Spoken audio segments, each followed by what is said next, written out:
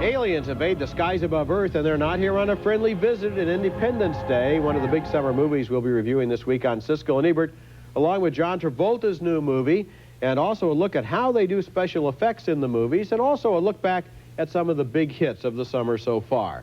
I'm Roger Ebert of the Chicago Sun-Times. And I'm Gene Siskel of the Chicago Tribune. Our first film is Independence Day, and here's a movie that keeps promising excitement and keeps promising and promising. What it really is about is explosions, real and threatened, as giant alien spaceships circle the globe and target major cities, including our nation's capital, where Bill Pullman plays sort of a weak chief executive. And what happens if they do become hostile? And God help us. How bad is it for America? A general played by veteran actor Robert Loggia lays out the situation in a classic disaster film speech. They know exactly where and how to hit us. And our forces? We're down to 15%. If you calculate the time it takes to destroy a city and move on, we're looking at the worldwide destruction of every major city in the next 36 hours. We're being exterminated. Like most disaster films, Independence Day spends a lot of time, too much time, trotting out an assortment of would-be colorful supporting characters. Blacks, Jews, gays, a drunk. Here, a computer expert, Jeff Goldblum, and his dad, played by Judd Hirsch, meet with the president in a scene that's pure cornball. Let's say that you wanted to coordinate with spaceships on different sides of the Earth. I couldn't send a direct signal, right? You're talking about line of sight. Yeah, that's right, exactly. The curve of the Earth prevents it. You'd need satellites to relay that signal in order to reach each ship. Well, I found a signal hidden inside our own satellite system. They're using our own satellites against us. One of the payoffs in Independence Day involves a high-level cover-up. Government scientists have been secretly studying alien spacecraft and corpses for years. We know tons about them. But the neatest stuff has only happened in the last few days. See, we can't duplicate their type of power, so we've never been able to experiment. But since these guys started showing up, all the little gizmos inside turned on. The first act of Independence Day is really exciting with the arrival of the spaceships. In the second act, the first few explosions are exciting too, but then the story has to juggle all of those goofy characters, and the big finale is just plain underwhelming. I think the script of Independence Day needed another run through the typewriter to make this film truly satisfying as a whole. A mixed review, but thumbs down for me. Same kind of thumbs down for me, too, because there were a couple of shots at the beginning of the film that were kind of awe-inspiring. Right. And then it just turns into, frankly, an old-fashioned 1950s style flying saucers from outer space movie. And the saucers essentially aren't very exciting. The aliens are not very well realized. They don't really move except for one hand. They're not really there in any sense except to represent a threat. Exactly, and that's the problem. We've always said in action pictures, it's the villains. And here, we don't get to really know them. We don't know anything special about them. What about the whole complicated deal at the end when they're trying to deal with these aliens?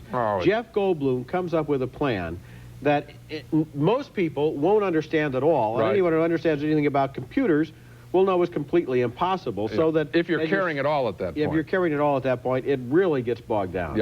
Okay, next movie, and our next film keys right off of Independence Day. This movie is called Special Effects, and it's a new giant screen documentary made for the Omnimax and IMAX theaters around the country. Everybody knows that movies like Independence Day use a lot of special effects, and they can probably even guess which shots are the special effects shots. But how do they do it? This movie goes behind the scenes to watch technicians double-checking their safety precautions before blowing up a large-scale model of the White House in Independence Day. We are hot and ready. Okay, guys, it's going to be very loud. Fire in the hole. Remember all those wild animals in Jumanji? Well, I'm sure that audiences suspected that some of them probably weren't real, but a lion was so convincing that I was amazed to discover that it was a complete product of special effects.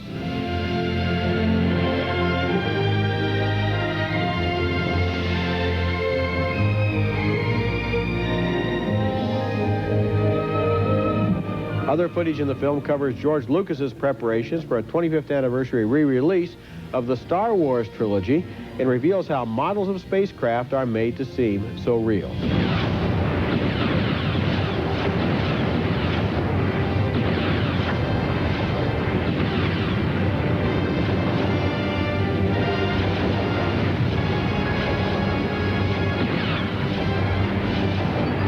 The most sensational footage in special effects is a special sequence of the opening of Star Wars remastered for the giant-sized Omnimax and IMAX screens. Special effects is an interesting movie, and I like the behind-the-scenes stuff, but with the exception of the Star Wars footage, I was not quite sure why they needed the Omnimax process in order to make it, since it's basically a standard documentary. It'd be just as interesting, although not as big, on a regular screen. Yeah, I had a problem with it, too, that some of it was okay as far as it went, but if there's going to be something called special effects, and it's going to be played in movie theaters, it's got to be a whole lot better than this, meaning showing us more stuff, getting more detailed. We saw a couple of movies that have commercial reasons, you know, for Independence Day, that were willing to cooperate with these filmmakers, okay? And I felt that I was seeing that stuff. Let's go back and trace a little bit more of the history of special effects. They do show us some very old stuff that is wonderful to look at, but I think that, you and I know the kind of things that could be included in a movie called special effects. You can explain it a little more completely, yes. Okay. Coming up next, John Travolta plays a character who's been described as Forrest Gump with a brain in Phenomenon. Uma coisa para ficar melhor. George Malley, you learned the Portuguese language in 20 minutes? Not all of it. Someone said, I've known George Malley all my life. And if he said he saw a UFO, he saw one. I didn't say that. You saw one? What? I didn't say what I saw. What did it look like? John Travolta is struck by an energy force that looks like a lightning bolt from an alien spacecraft, and suddenly he becomes truly gifted, the smartest guy in his small town in the movie Phenomenon, a gentle parable about how we often place limits on others as well as ourselves. Travolta's character, named George Malley, admits to the town's doctor, Robert Duvall, that he's totally confused by his newfound intelligence and curiosity. I understand right away. I concentrate. And books, I can't stop feeding myself. I read 3 books a day. How smart is George Malley? A government researcher tests him. Name as many mammals as you can in 60 seconds. Ready? Go. 60 seconds. Well, how would you like that? How about alphabetical? Aardvark, baboon, caribou, dolphin, eel, hippus, fox, gorilla, hyena, ibex, jackal, kangaroo, lion, marmoset, Newfoundland, ocelot, panda, rat, sloth, tiger, unicorn, varmint, whale, yak, zebra. Some of the people in the town seem threatened, maybe even resentful of George's intelligence. And the doctor lets him have it, establishing the main serious theme of the movie. And you people have to tear him down so you can sleep better tonight? So you can prove that the world is flat and sleep better tonight, am I right? There is a love interest in the film, and here's where I think Phenomenon comes up a little short. Kira Sedgwick plays a divorced mother of 2. She's bitter, and she rejects George's advances. But there isn't much chemistry between the 2 actors. Emergency road service, ma'am. Your truck can't breathe and your idle's too fast. Sorry. We gotta go. Where? You're not leaving town, are you? Nope. San Francisco for the day. Oh, I still live there. Ask me directions on where you're going. Matter of fact, ask me anything at all. You could even ask me to come along. I'll show you the sights, the hazards. What do you think? I think your idol's too fast. He is absolutely winning in this film, and what recommends the movie is his easygoing charm, his scenes with Robert Duvall, and a very effective concluding bar scene in the picture where we realize just how much this simple guy has meant to us and to his friends. A mixed review, but thumbs up from me on Phenomenon. I liked it too, Gene, and I like Kira Sedgwick. I felt they did have a chemistry, and of course it's based upon the fact that he first has to win her over because I understand that. she doesn't want to have anything more to do with guys, and he has to kind of let her know that he can be trusted. But apart from that, the main line of the movie is fascinating, as it shows how this guy becomes more and more intelligent, and the people in his town are threatened, and he's confused. And the wisdom of Robert Duvall in a very, very fine performance is what holds this all together. And it is in that scene that we saw in the bar. In fact, it is the two bar scenes in the movie that make you recognize you've been with someone, the Travolta character, that you really do like. Yeah. When we come back, a return look at summer comedies starring Eddie Murphy and Jim Carrey. One worked and one didn't. Why?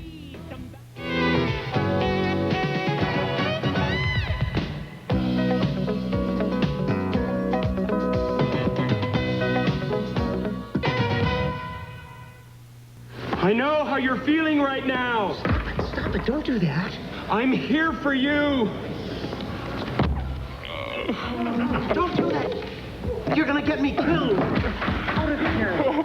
Jim Carrey plays the cable guy who is responsible for getting his new friend thrown into prison and then turns into an obnoxious visitor posing as his lawyer. And in our next two segments, we're going to look back at some of the biggest productions of this summer season, talking about some that worked, some that didn't, and why. And certainly, scenes like that one from the cable guy didn't much entertain disappointed audiences who thought they were going to see another madcap Carrey comedy like Ace Ventura and found themselves instead in a very dark and moody story.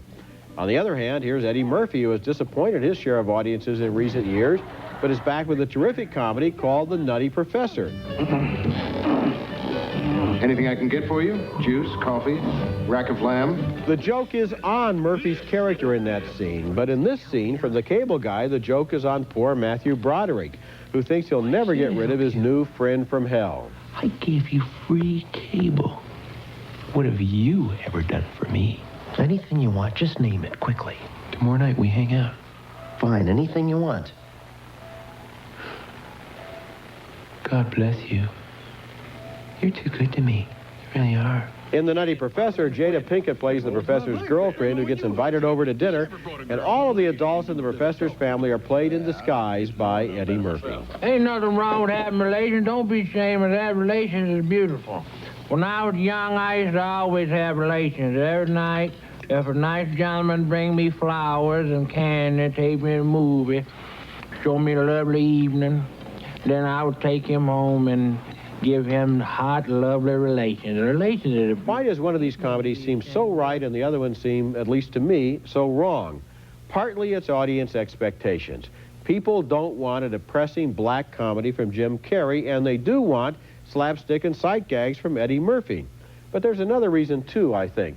Generally speaking, we identify with the lead of a movie, and when the lead is the victim, like Eddie Murphy is as Professor Sherman Klump, we sympathize with him. But when the lead is an obnoxious psychopath, as the cable guy is, then we feel uneasy. He's laughing, but we're not laughing. If audiences have a choice, they'd rather see themselves as the fall guy than the cable guy. Well, first of all, the Eddie Murphy picture is wonderful, and that I'm going to put as in one piece. It's great. I laughed all the time in that film. As for the cable guy, I'm one of the few critics that actually liked the movie. And let me try and defend it this way. Although the third act gets a little over the top and he's cruel, and I mentioned that in my initial review, I like the serious element in this picture as well as the big laughs in the beginning. And the serious element is, here is a character whose whole life comes out of television. All of his references, the cable guy, his names, his aliases, everything that he talks about comes from television. And he is cruel, and he is mean. And maybe what this film is saying is that's what happens when you sit too close to the set. Yeah, well, Gene, I think maybe you've described a nice little $1 million picture that could have been made by people who had a little statement that they wanted to make, but I don't think that people are really looking for Jim Carrey. You're being audience-centered. I am being audience-centered. That's what we're doing here, analyzing why one of these movies worked and why they... Well, that's not what you're doing, but that's what I'm doing. And I'm analyzing... Fine. I'm talking to say what a good picture. People are not interested in going to see a movie about an obnoxious, depressing, moody, psychopath who does ugly and mean and sadistic things for 2 hours in a movie that they have been led to believe is going to be a comedy. Okay, and Roger, the fact that the audience won't go with these pictures does not mean, as a critic, that I change my standards in any way, shape, or form. No, not at all, because I think it was a bad movie whether or not the audiences went with them. Okay. Coming up next, continuing our early summer recap, a second look at the summer's many big action pictures. We'll pick the best so far next. Summer movies mean action movies, and there have been 5 big ones so far this year, including Independence Day, which we just reviewed negatively. Of the 4 others, I like Eraser, with Arnold Schwarzenegger best. It's a cleanly written story about a protector of federal witnesses. It offers first-rate gadgets, special effects, and a sense of humor, especially when Schwarzenegger and the witness he's protecting battle thugs at a Manhattan zoo.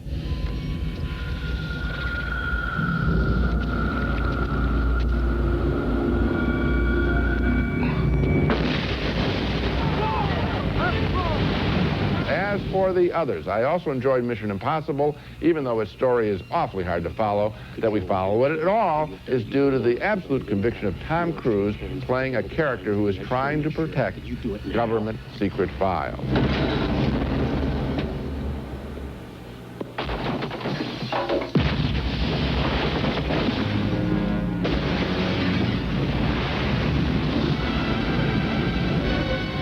Hey, that's 2 exploding aquariums in a row. Another action thriller, The Rock, which features a fabulous performance by Nicolas Cage, who has a lot of fun with the often uptight action genre characters. But The Rock wore me out early with its literally non-stop action. You sure you're ready for this? I'll do my best. Your best? Losers always whine about their best. Yeah. As for Twister, which came out way back in May, my reaction was the universal one among critics. Loved the special effects, hated the goofy story. God, why can't we spend a normal day together? What unifies my likes and dislikes with this season action fair, it comes down to basics, I'm afraid to say. A good story and characters like those played by Tom Cruise and Nicolas Cage. That's the thing that makes these pictures work. We strip Gene, them all down. I still can't understand why you didn't like The Rock. And your theory that it wore you out doesn't hold water, because all of these movies are wall-to-wall action, and that one was too. No. The Rock really is my favorite of these 4. Let me tell you why. And it has to do with editing. I'm telling you, Roger, that with every camera shot, every shot within a scene, there's movement. It is exhausting to look at. But you got used to it in the second hour. Got used to it? No. Nicolas Cage came on and had scenes with Connery where it was quieter, where he could talk and have fun in dialogue sequences. I think that they couldn't clip up all of his words, thank God. I think maybe you know, subjectively were in some kind of a mood during the first hour. You were absolutely, totally a blank slate. And hey, Roger, here's the proof that I'm a good critic. I didn't shut off totally from the picture, and I liked the second act. Well, I always knew you were a good critic. You're just wrong about the first hour of The Rock, which is very good filmmaking, and the movie as a whole is a very good film. And you're wrong, too, about Sean Connery. He was very good in this film. He's fine. You keep talking about Nicolas Cage. Yeah? It takes 2 to tango. Nicolas Cage was doing something original. Sean Connery was being what he can do best and do it very well. Sean Connery. When we come back, a peek at 20 minutes of never-before-seen footage in the new special edition of Oliver Stone's Nixon. The Century Plaza, offering the finest in luxury service in Southern California style, adjacent to Beverly Hills on LA's fashionable West Side. The Century Plaza Hotel and Tower, a Westin hotel. One of the best movies of 1995 was Oliver Stone's Nixon, a complex portrait of a complex man. The movie played at 3 hours and 10 minutes in theaters, but Stone says his original cut was 4 hours and 15 minutes long.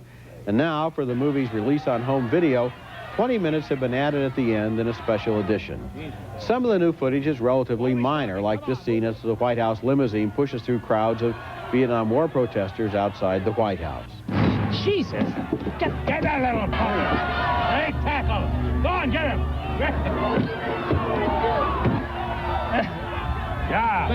Reminds me of my days in Whittier. But there was one extended sequence that's fascinating, showing Nixon in a very carefully worded exchange with Richard Helms, head of the Central Intelligence Agency. It involves some old and forgotten papers, things I signed as vice president. I want the originals in my office, and I don't want copies anywhere else. You're referring, I believe, to chairing the Special Operations Group as vice president. That's Anthony Hopkins as the president, and Sam Waterston as the powerful CIA chief, who all but blackmails Nixon with veiled threats about the information he holds. Nixon is a great film with undertones of another great American movie biography, Citizen Kane. It's now available on home video with the additional 20 minutes of footage in the special edition. Now let's take another look at the new movies we reviewed this week. 2 thumbs down for Independence Day, a frankly old-fashioned thriller about an attack from outer space. A split decision for special effects. The documentary about how Hollywood achieves its special effects is playing right now in Chicago, Boston, San Diego, Los Angeles, Seattle, and Jersey City, and will be opening in weeks to come in Omnimax and IMAX theaters around the country. Gene liked it, but not enough to recommend it. And 2 thumbs up for Phenomenon, with John Travolta as an ordinary guy whose intelligence suddenly skyrockets. It's a sweet, heartwarming film. That's it for this week. Next week, we'll be back with reviews of more new movies, including Courage Under Fire, starring Denzel Washington and Meg Ryan, in the first movie to be set in the Gulf War, and also Harriet the Spy, starring Rosie O'Donnell as a guru to an 11-year-old snoop. Gotcha. That's next week, and until then, the balcony is closed. The Iced Teapot by Mr. Coffee. The easy way to enjoy fresh brewed iced tea. Made just the way you want it. The Iced Teapot. Ever pack a pita with fresh veggies and star-kissed tuna? It's a taste for the times. Charlie not included. Sorry, Charlie. One loan, one payment each month, and nothing more. With a combo loan from the Money Store, you can refinance your mortgage and consolidate your bills. Call 1-800-LOAN-YES. Blistex Lip Tone, a lip balm with proven Blistex moisturizers, plus a slight touch of color to enhance their natural pigment. Blistex Lip Tone, a touch of color, total care.